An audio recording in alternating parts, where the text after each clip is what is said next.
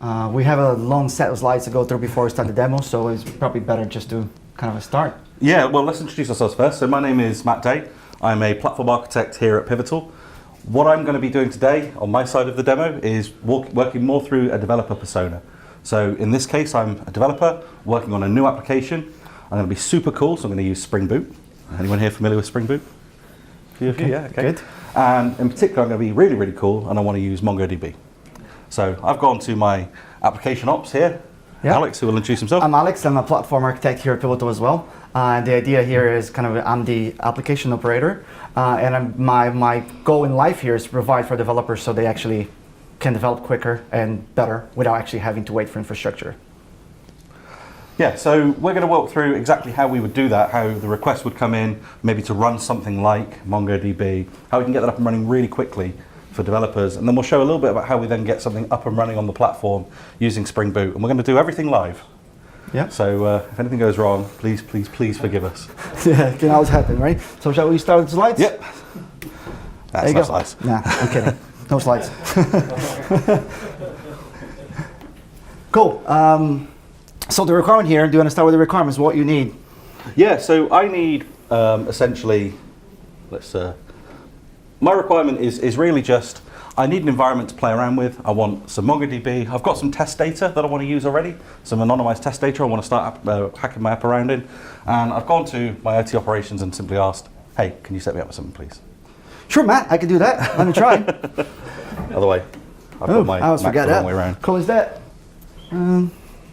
big enough? Yep. Can everyone read that, or a bit bigger, maybe? Okay. Yeah, should be good? Yeah, cool.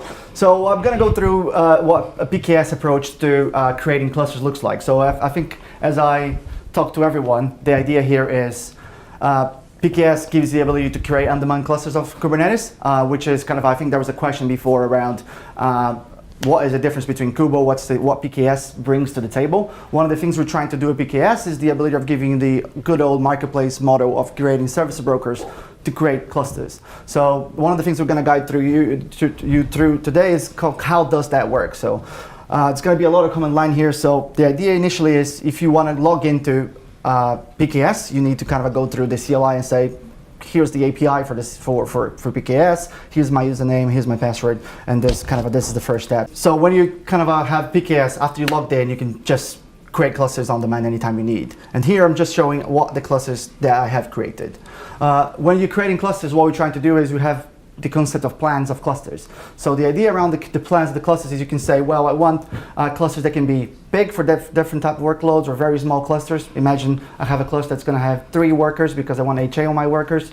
I have a cluster that was going to have 3 workers because if you're using 3 availability zones there, you want it to have HA through the availability zones as well.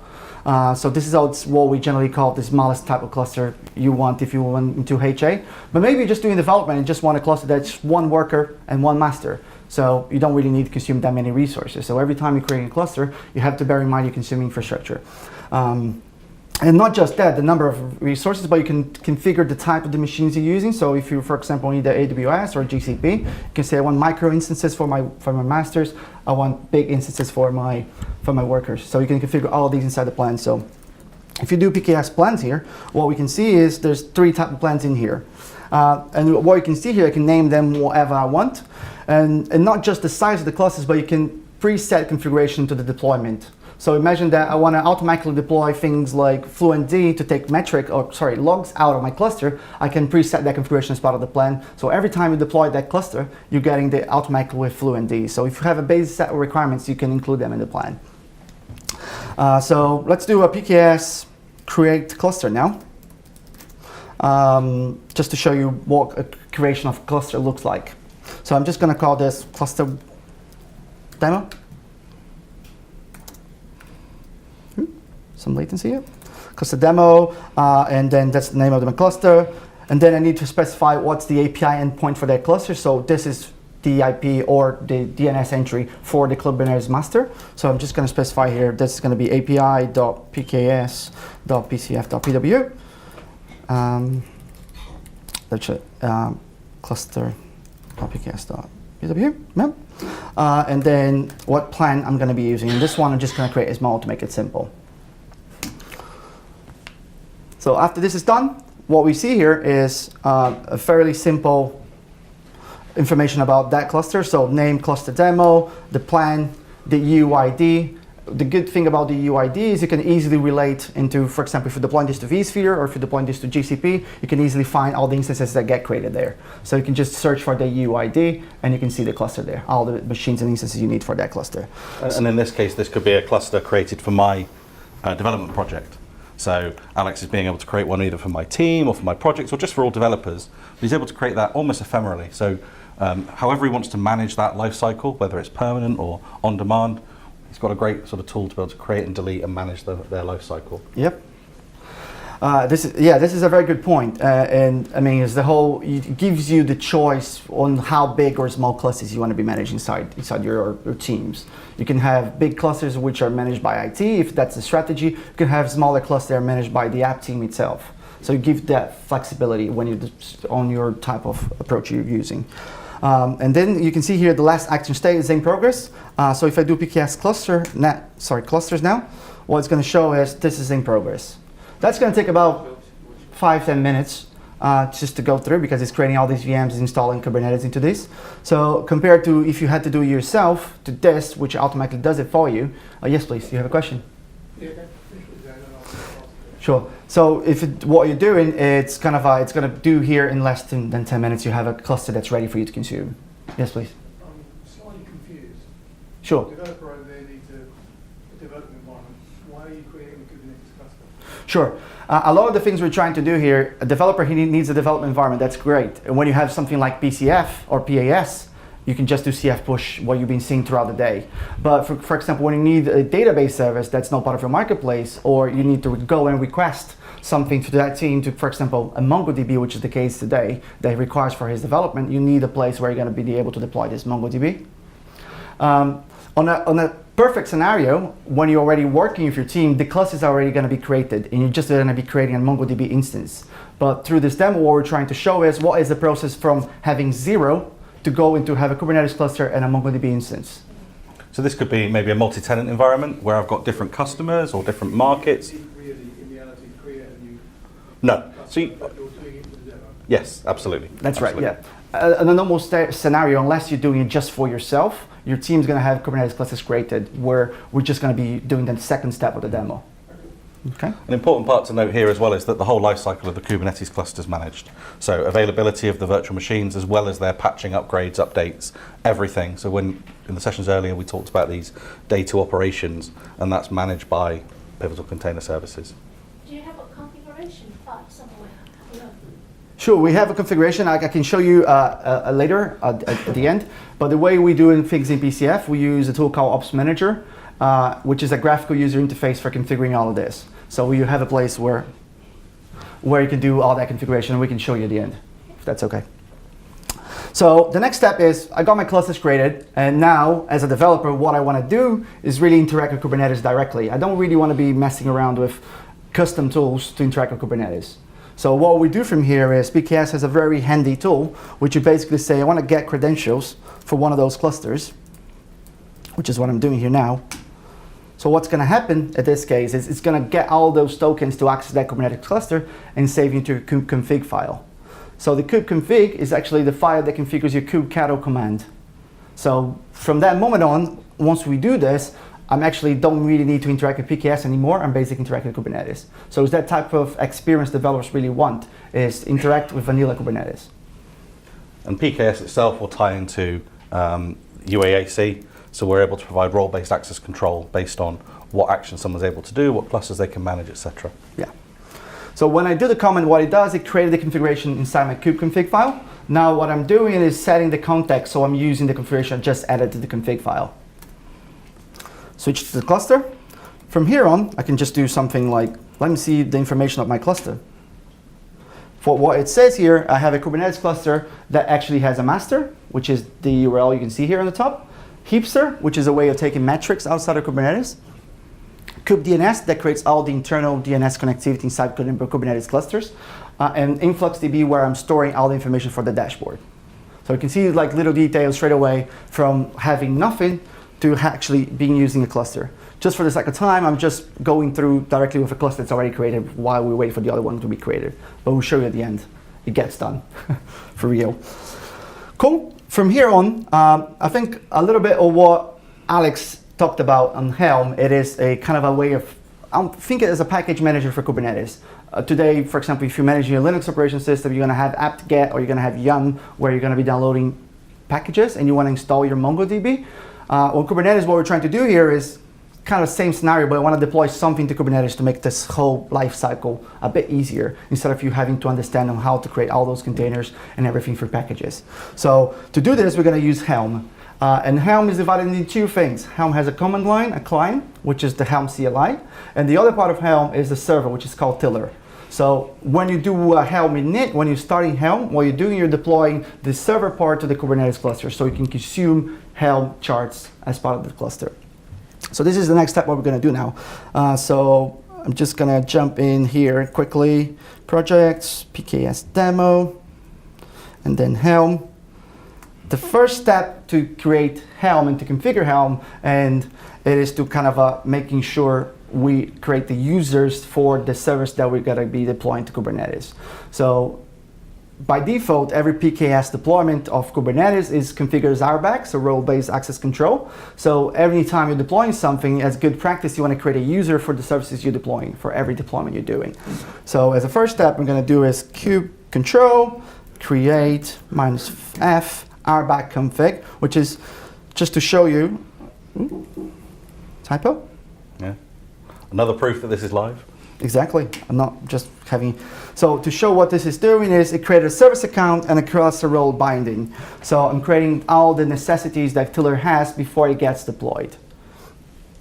Once this is done, it gets very simple. I'm going to do Helm, because I already have Helm client installed, init, and then I'm going to say this is the service account you're going to be using, which is the one that just got created here in the previous step, right?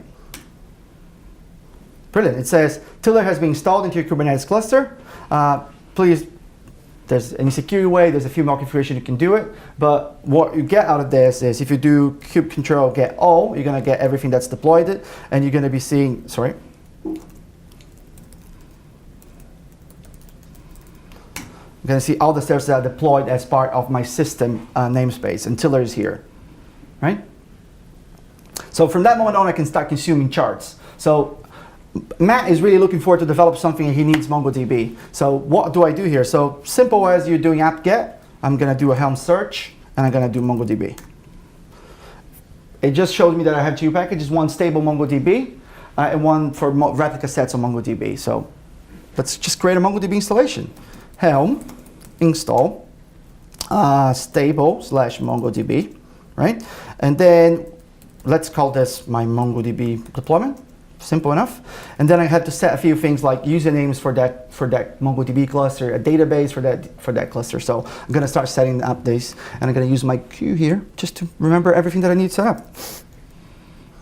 MongoDB root password is the first one. Just going to call it root123.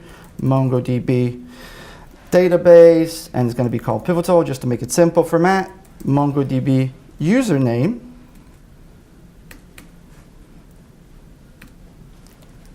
Username, it's going to be called Pivotal. MongoDB password, it's going to be Pivotal123. And then this is the really cool thing here at the end. Service type, it's what Ed was talking about before, is Kubernetes has different types of services. It could be a node port, which is basically just exposing a port to one of the nodes of the cluster. Or you can say, hey, Kubernetes, give me a load balancer directly. So when you have, oh yeah, thanks. So when I have something, for example, that creates that load balancer on the IS for me automatically, I don't really need to be worrying about wiring things up. By the end of this whole process, a load balancer is going to be created automatically.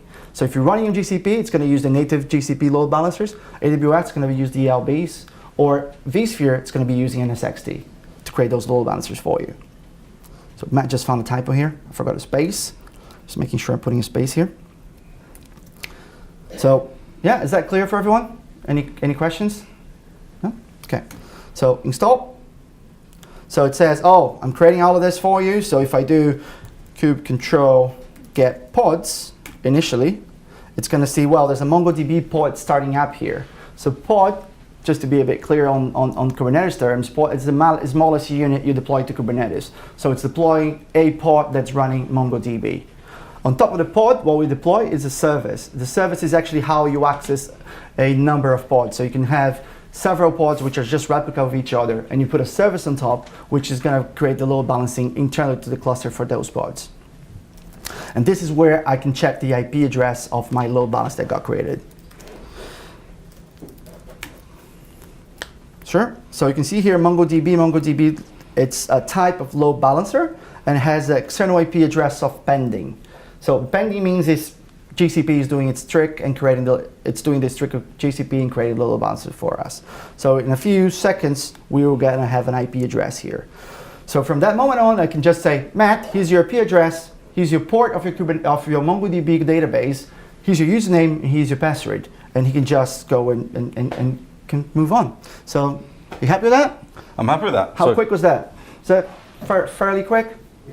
Do you guys have a longer lead times where you work at? 1 year. 1 year. Fair enough. So I would consider that quick. Yeah. Okay, so I've now got a wonderful MongoDB instance. I know all the passwords, and so does everyone else here, by the way. I was trying to be clever, but it didn't work. This is also going out on a video, isn't it, as well? So It will. change I'll your make sure password. I change it Yeah. now. So the first thing I'm going to do is, we talked about initializing that MongoDB database. So I'm just going to do a Mongo import. Oops. MongoDB, Pivotal. Really secure password, this, isn't it? Make things simple, very secure. So just going to import my my customer data that I've got. So this is something I generated earlier. And I've imported 200 documents into a new collection called customer. So I've got the database from Alex. It's running out there in the cloud. And so now I want to write some code to use it. So for those of you not familiar with Pivotal Cloud Foundry, we have a really cool feature called Create User Provided Service. So what I can do is I can take that MongoDB, this URI here, and I can put that into my platform as a service simply by doing cf create user provided service, or CUPS, which is a much shorter command line. And then just simply a little bit of JSON here, nothing.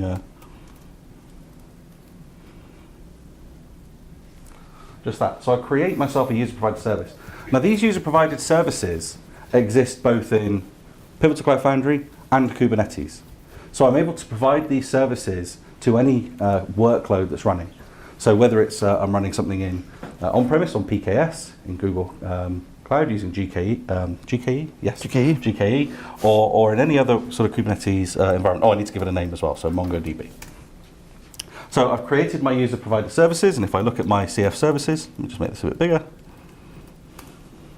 I can see that I've got my MongoDB plan here. That's my user-provided service. But that's not much good in itself, just sat there. I need to actually use it, right?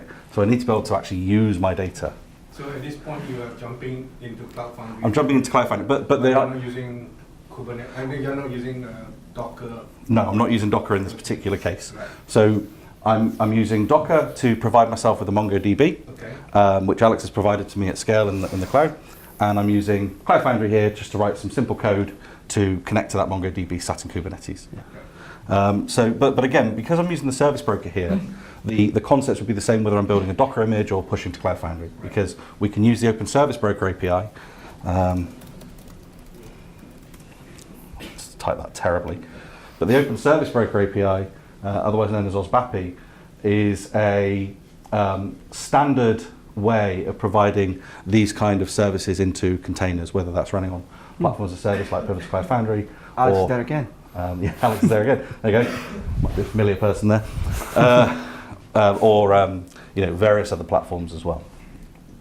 So I'm going to create a small Spring Boot project here. For those of you that aren't familiar with Spring Boot, it's a widely used web application framework for based in Java. We get sort of a significantly large amount of downloads per month around this. And the idea is it makes it very, very easy for me to write code quickly. So I can get from this concept, this idea in the morning, into cache, running development very, very fast. So I'm going to write a small application here, and I'm going to call it Pivotal Bank. And all I'm going to do is just a small little application that's going to create a, that's got a web UI.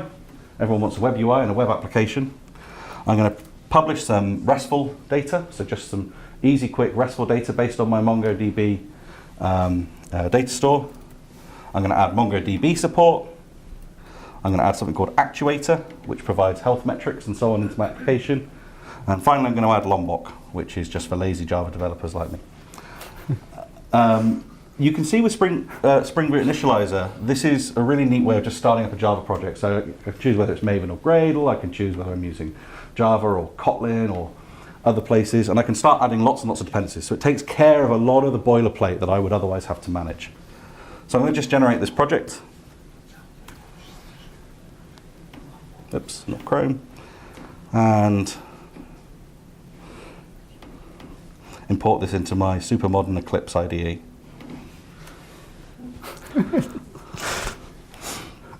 Okay, so A great comment. yeah. So every bank needs one thing, really, ideally, other than money. It needs customers. So I'm going to create a customer.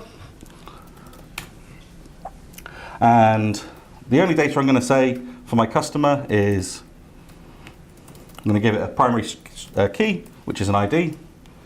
And in MongoDB, a primary key is a string, because we're dealing with unstructured data.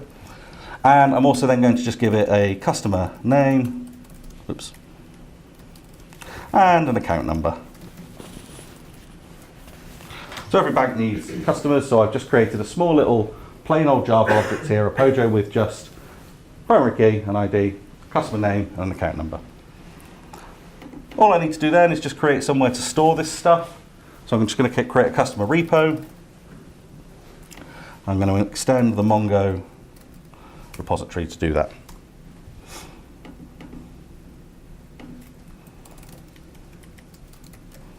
That's it. So I've written my really cool Java app that's going to make Pivotal billions. And yeah, we're not talking about that. There was a joke somewhere in there, I'm sure, but we're not talking about that today. So, so I've got my application here, so I'm just going to compile it using Maven. Now, Pivotal recommends agile, extreme programming, and so one of the things that we always say is do test-driven development. It's exactly what we're doing. I'm in sales. So we have a Java object here. So if I do, you can see that I've got my cool Java application here, my 25 or 24 megabytes of code that we've written to support this application. So to get this up and running, I just simply do CF push, the wonderful Cloud Foundry CF push, give it a name, and then tell it where to push from.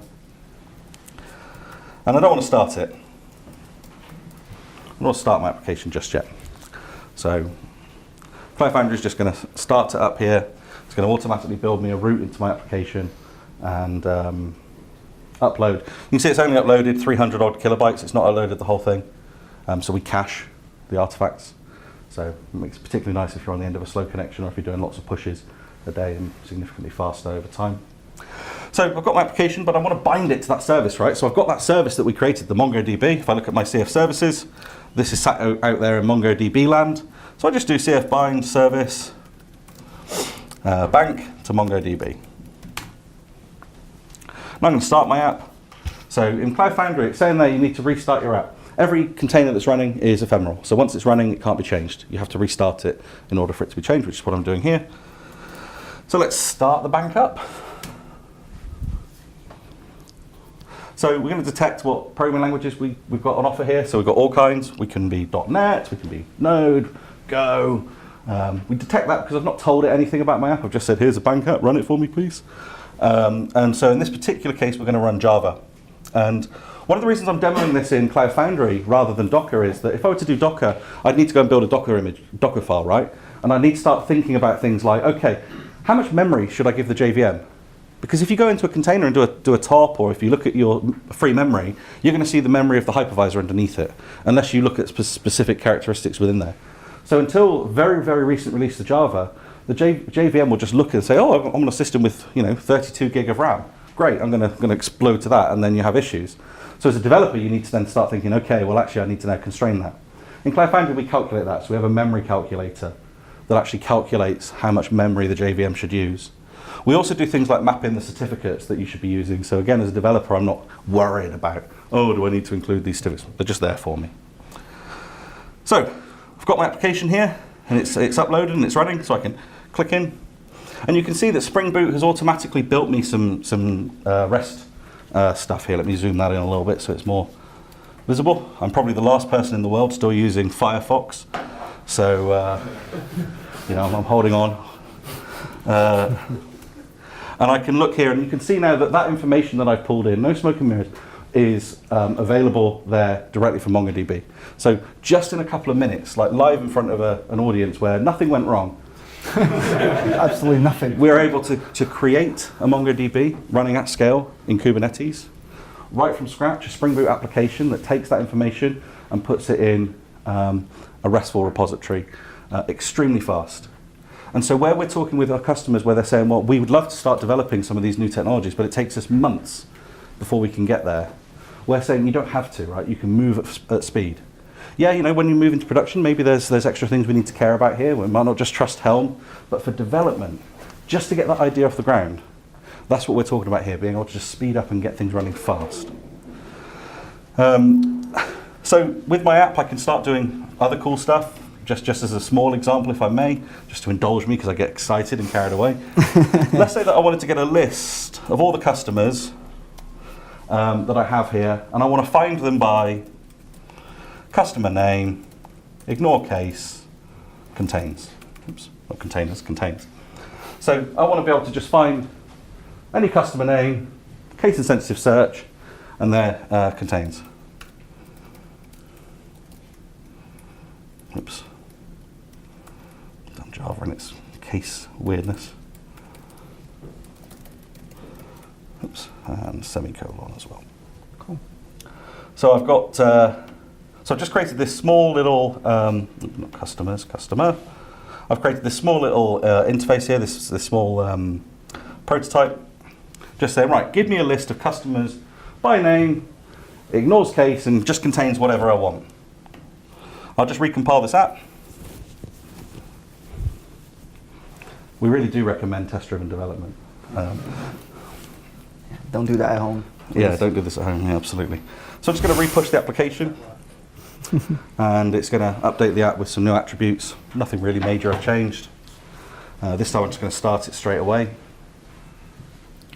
And a few other points to call out here is, so again, with Cloud Foundry, because we have a lot more information about exactly what the application needs and so on, we're putting in a nice little thing here called the JVM Kill Agent.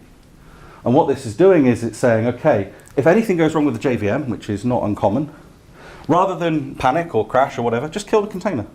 So just kill the container and restart it. So if I have any issues like that, rather than wait for a health check to respond or whatever, we put in this JVM Kill Agent to automatically do that. We also detect things like whether I should be if I'm using Spring and so on as well. So I've got my application back up and running. And if I go back to my customers page here, at the bottom of my REST now, I've got a new thing here called search. So I've automatically within Spring Boot created a search, find by customer name, ignore case, contains. So if I copy that, provide a query string here, question mark name equals C, for example. So anyone that's got C in their name. There we go. And so the idea is, again, you can go from this concept to cache extremely quickly by having an idea in the morning and scaling out in the afternoon. And so what we're trying to show here is that the developer and the app operations can work extremely closely to get their ideas in production fast. Yeah, and what's really interesting on the Spring Boot side, and this is one of the reasons we wanted to demo PCF to you, is on the Spring Boot, we didn't do any configuration here. He created a project from nothing. We didn't do, well, you should know about Mongo, here's the IP address on Mongo, apart from creating a user-provided service, and you're just binding it, and Spring Boot finds everything for you. This is a really nice and neat integration between Cloud Foundry and Spring Boot, which it's kind of a get out of the box. And if we had to do all of this that we're doing here in Docker, we would have to go through the configuration of the JVM, the configuration of Tomcat. If we needed Tomcat in this case, we don't because it's a Spring Boot, but we had to go through all of these steps. So kind of what we see, and I probably heard this a lot of times today, is the levels of abstraction and where you want to put your applications and your services and how to move faster. So what we're trying here is how to get you to move faster as a developer and how to get you to move faster as an app operator as well.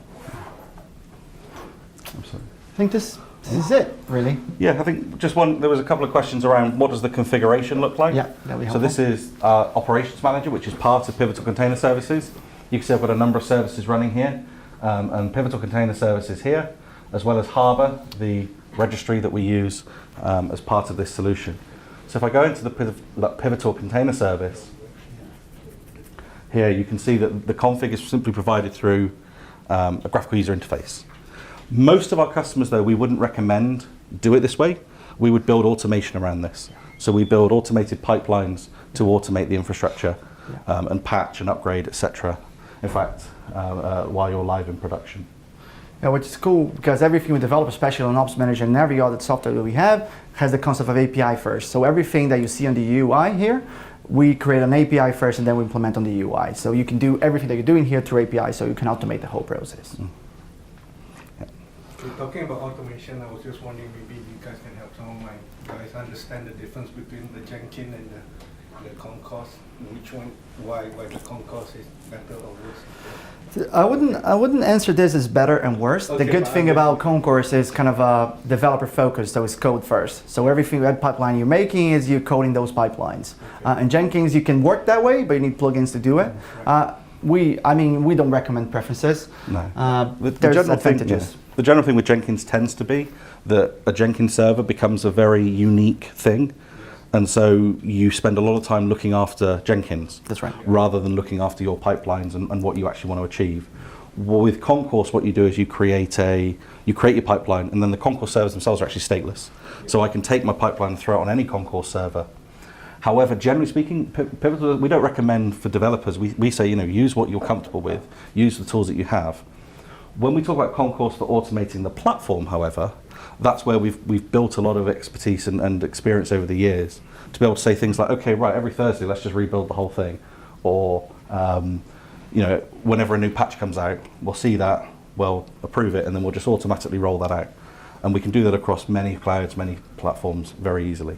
And so we see Concourse as both a developer tool, but also as a platform operator tool for people in the infrastructure side. And that tends to be a big focus area for us. That's how we open for more questions now? Yeah, open for any questions if anyone. Sure. Like if you have different environments like development to UAT, like if you need to provide a special configuration, where do you do that? So there are two places that you could do. So you've got these plans here. So you can see I've got one of my plans here where I've got, maybe I can configure things like the type of server that's being, oops, I managed to go back there somehow. So I can configure the type of VM that's used. I can configure whether I allow root privileges within a container, things like that I could do on a plan basis. But once I've got Kubernetes up and running, I can create namespaces within that then provide isolation. With NSXT, when I'm running on-premise, I can then provide network isolation within those namespaces as well. There's two strategies here, and going back to what Matt is saying. You can have a strategy where these environments are going to be separated, completely separated clusters, or actually a single big cluster with namespaces on the PKS world. And when you go into the PAS world, so where the applications is, we have this concept of orgs and spaces. So orgs, let's say org is my app team org name, and when you go into the spaces, you can say this is my UAT space, this is my production space, this is my dev space, and you can get permissions on who can access what. So people will only see what they're supposed to access. Question. So if I'm a developer and I got an app and I just want to deploy it out there, like I think it was mentioned earlier, I wanted to run, and I wanted to scale when I needed to scale, maybe run on different VMs. Do I need to know it runs on many VMs, or if there's Kubernetes or whatever? Do I save money by using that? Just what's the gist of thing? Can I go there? Yeah, I don't mind. I just want to run on the cloud. Sure. Yeah. You guys run it however you want. So there's how do I get out? So there's a layer of abstraction, right? So it's all about the layer of abstraction that you want to achieve. So if we start off by just deploying my code somewhere, right, and I have no supporting framework or software to use, then I'm going to have to build a lot of stuff. So whether that's virtual machines or the runtime environment, someone has to take care of all of that. And so when we talk about containers and Kubernetes, we abstract away most of the infrastructure. So things like, for example, load balancing and how we do storage attachment, that kind of thing. But you still have to provide a Docker image. So someone somewhere will need to provide the base image, the libraries that you use, and the tooling and automation around building a Docker image.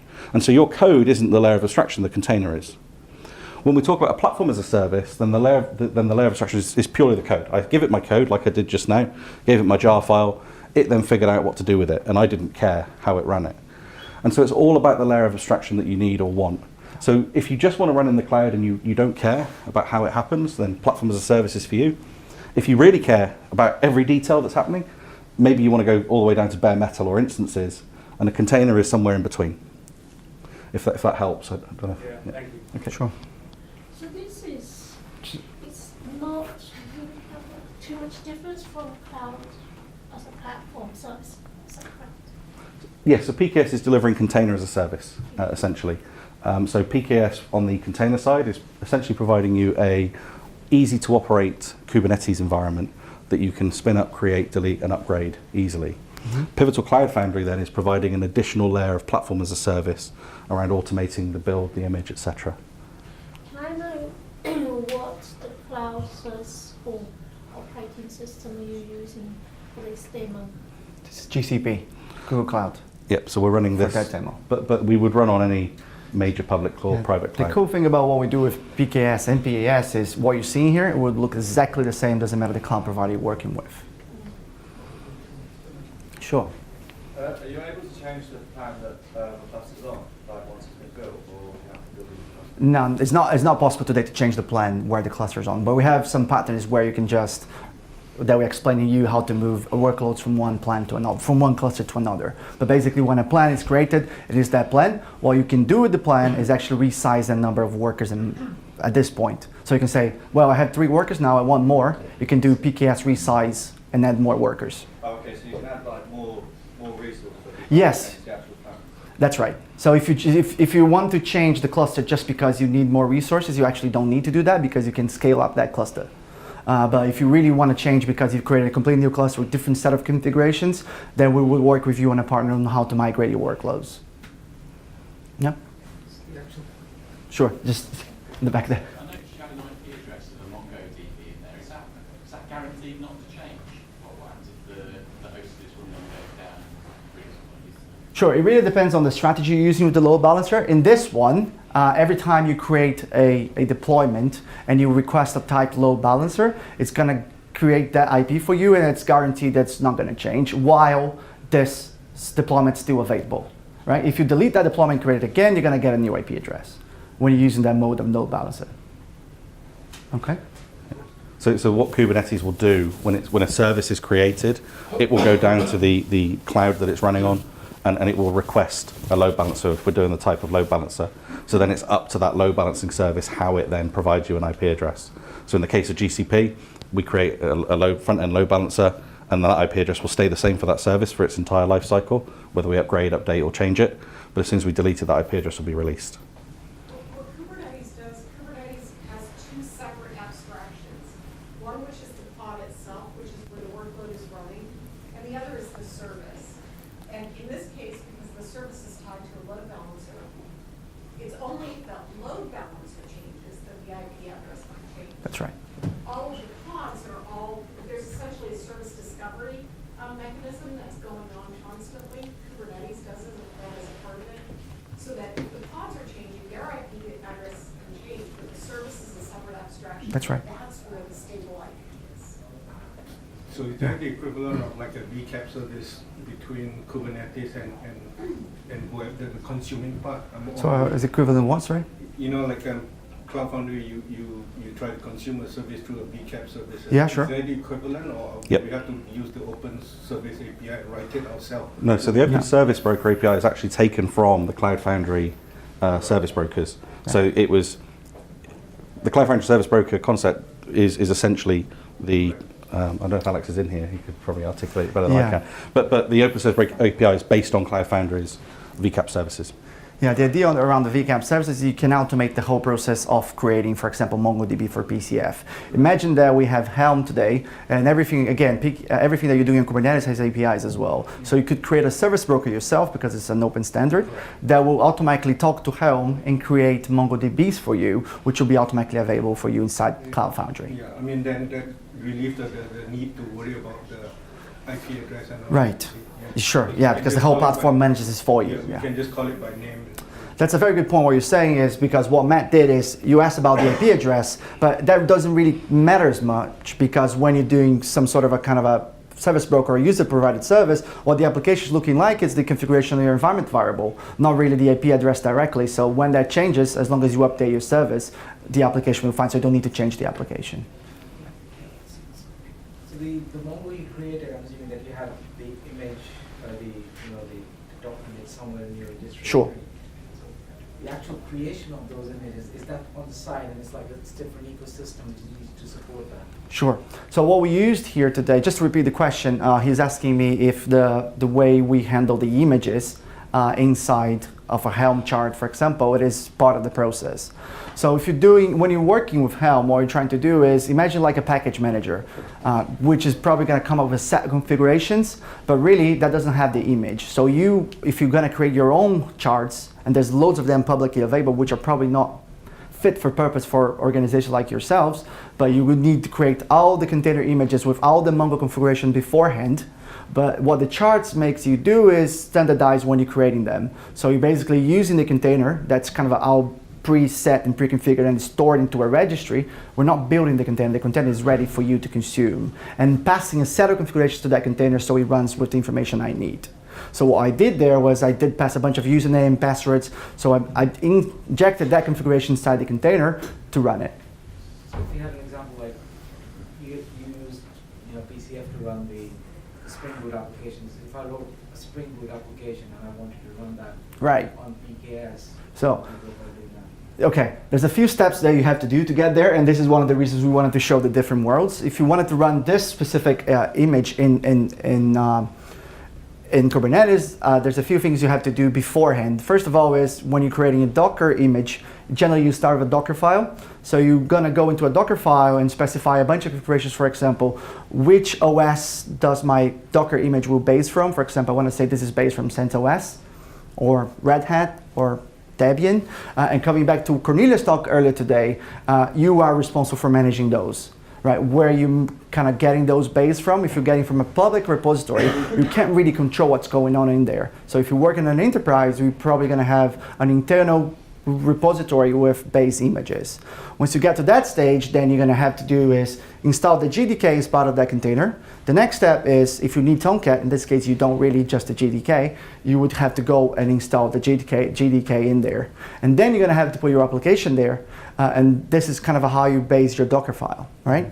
Once you have this all done, and bear in mind that we don't just do that with build packs. As Matt was saying, we put a lot of other things like the JVM Kill and the configuration around certificates, things that we are known as best practices on when running Java applications. Once you have that level set done, what you do is you create this as an image and you push into a repository. So a repository is a place where you store all those images. Imagine like a central location where all those images are going to be there. And then the third step is actually, I want to run that image. But generally, when you're running Kubernetes workloads, they're a bit more complicated than just a single image sometimes. So from that moment on, you need to go into a more detailed kind of a representation what that environment looks like. You're going to have to define what a pod is, what the service looks like, what kind of a daemon sets are, and deployments, all these things that you need to make sure for your workload to run on Kubernetes. So there's a bit of more steps for you to get to that stage. And coming back to what we said earlier, our vision for Pivotal is actually make you develop software quicker. And if you have to go through those steps, we want to make sure you only go through the steps if you really need to. If you don't, you're probably just better off with PCF push. Is Bosch able to span clusters across multiple clouds? And if not, is there a plan to? Bosch is able to spin up clusters across multiple clouds, but not from the same Bosch director. Right. Today, what you need multiple Bosch directors, one for each cloud. We have some work that we're doing to be able to deploy to one single BOSH deploy to multiple clouds. So I can A same director. My cluster between on-prem, say VMware, and say GKE or VMs at least on. That would be two separate clusters. That was, yeah, what we're saying is you will want to manage, for example, clusters in different clouds from the same director. It is the type of work we're working on. But if you're talking about spreading your same kind of a cluster into multiple clouds, it is not something we're thinking today because of the many technical challenges you get around latency between those cloud providers. Yes, but we've got clients that are asking for that. It's interesting. Yeah. Generally, we see that as a solution to be solved outside of the platform. So have the control plane of BOSH looking after its own cloud, because it can then be reactive. We have processes in there like Monet, where we're constantly checking the processes that are running, and have that on a per cloud basis, and then use external tooling like CI/CD or certain deployment mechanisms to deploy across multiple clouds. Yeah. It tends to as well limit the control plane risk. So if I make a mistake or if something goes wrong, or whatever, if I go into meltdown mode, whatever it happens to be, I'm limited to just one of my regions rather than affecting my entire estate. Yeah, sure. How does PKS handle how much resource is allocated, i.e. RAM, for instance? You mean for the containers or for the VMs that run the containers? VMs. For the VMs. It's part of the plan. It's part of the plan. So what you see there is configuration of a plan, and you can define for each plan you can define the number of workers and the type of the workers. So as an example here, you say each worker in this case has a medium type of machine for this cloud provider, which contains 4 gig of RAM. So every time a new worker gets created, that's going to be the configuration of it. For the plan, small in this case. So whereas have a super large plan where I'm giving people terabytes of maybe not terabytes, gigabytes of RAM. Yeah, there's other things you can do with plans. For example, secure access to containers as well, privileged containers. So it is on the plan basis. So not every single Kubernetes cluster needs access to resources from the hosts. So you're configuring this per plan basis. One more. How does auto-scaling work with PKS? Or is there any Okay. auto-scaling? We don't have auto-scaling today. We have scaling, manual scaling. So if you want to scale your workload, it's so what you generally do with auto-scaling is pretty much similar what would you do with any cloud deployment, where you're monitoring for metrics around your cluster, and you can basically say, where the side? This is me. See, my computer's still on. You logged in, aren't you, Matt? So it should be here. So if I do just PKS, it's just going to give me an option to resize. So if I do a PKS clusters, I'm on the wrong. Back up, oh, it's back up now, the other one that didn't work before. Cool. So if I do PKS resize, let me just remember, and then CN01, and I can say num nodes 4. So I'm adding an extra node to it. And that's pretty much it. So we have APIs for you to resize it. We just didn't put the auto scaling because you want you to be managing that at that stage. Yeah. So you mentioned Harbor signing of images and so on. So if you were talking in that example of taking the Java app and pushing it as a image, sure. As a Docker image, how would I sign it? How would I get it into Harbor? Sure. So the process of getting a container to Harbor. So I think one of the parts of PKS, and it's not just the ability to create Kubernetes clusters. It has 2 more components. One of them is called Harbor, which is a container registry that's kind of almost built for enterprises. The idea here, you can do a bit more than just store containers. And one of the things we can do is kind of sign and security scan those containers when they're pushed. The way you do this, it's basically you're going to create your normal Docker image, as you do with Docker CLI. You're not using anything specific from us or for anyone. Once this Docker image is created, to scan, you just need to push, and the platform will scan it and look for CVEs, right? So when you want to pull something out of it, you can say, well, only allow people to pull images out of that repository if it has a CVE security level less than high. For example, anything that has a high, I'm going to block people from pulling it out of the repository. So you're protecting if those containers have any packages that has security vulnerabilities. Yeah, but that's not signing. Yeah, so brilliant. So signage now. Signage, we use Notary.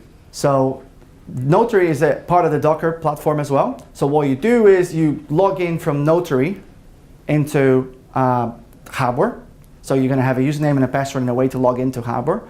The first time you're pushing a container image into Harbor, it's going to ask you for a password for that specific push you're doing. And that will also create a SSL key on your computer. So what you do is, next time someone is trying to push the same container, they have to have that SSL key plus that password. Otherwise, they wouldn't be able to update that container into the repository. So basically, what you're trying to achieve with this is making sure only whoever has the access key, whoever owns that specific project, whoever owns that specific container, has access to update or change it.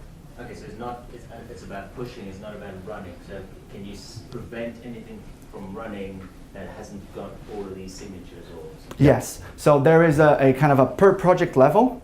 You can say only allow signed images to be pulled. You don't have a specific like this one only if it's signed. It's like I only want to allow signed image to be pulled. You can configure that. A big part of this whole thing is that you need to set up a process around how you manage That's that right. life cycle. So, you know, you need to have people that are signing them. You need to have a process around what you allow to be pulled and who can pull it, where they're coming from, etc. And there's quite a lot of work that needs to be considered ahead of time around role-based access control, who's allowed to access what, who can pull, push, etc. So, yeah, there's this, and that's one of the things that will help you with as we go through the process and the journey with the container services. Does that answer? Yeah.